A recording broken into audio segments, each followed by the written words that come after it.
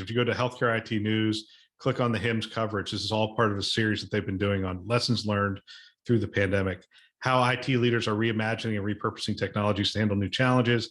IT execs talk new strategies for analytics, patient engagement, telehealth, and more. CIOs plan on refined telehealth, faster deployments, more collaborative tools, and CIO must-dos, reduce bureaucracy, boost patient experience, and improve data governance. And great set of articles. What I did with you and what we're going to do today is we both took these articles, we read through them and found like 2 or 3 things. We're just going to go back and forth. Like, yep. These are best practices, what people learned. I'm going to let you kick it off with sure. Just one of the things that you pulled out of these articles. Okay, the one I'm going to talk about is the second one on the list you gave me, how the pandemic has reshaped CIO's views on adaptability, agility, security, and hiring. And before I go to a particular part there to highlight, thank you for highlighting these, because I think this is an excellent series that I hadn't been watching.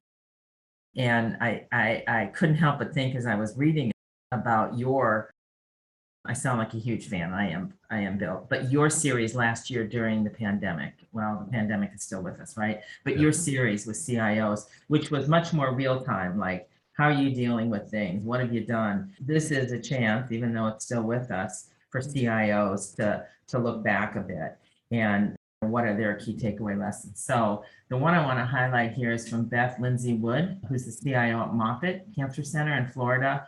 And she talked about leveraging a model called radical interdependence, RI. Have you heard that? Did they make that up, or is that a model that I've not heard of?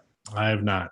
Okay, a model called radical interdependence to ensure they engage and empower teams to work together, which is so critical in this remote world. I mean, I feel like I continue to struggle with it with my team, but they seem to be doing better than me. But they all worked together before, right? That's a difference. But she says here, great ideas come from amazing places in the organization. Sometimes leadership needs to get out of the way. Love it. Yes. Sometimes leadership needs to get out of the way. The best thing we can do is let teams work together without walls or differing priorities and allow failure of ideas. My vision of without walls is having a big open space with mobile desks that allow people to join teams to solve specific problems. I love that concept.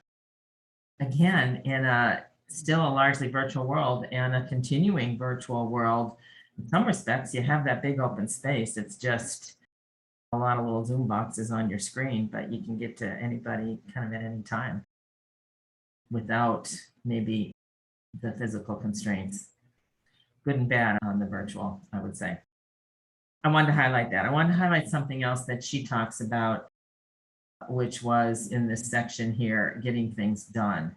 And the bottom line of it was they did a lot of recruitment to support growth. They figured out how to recruit during the pandemic.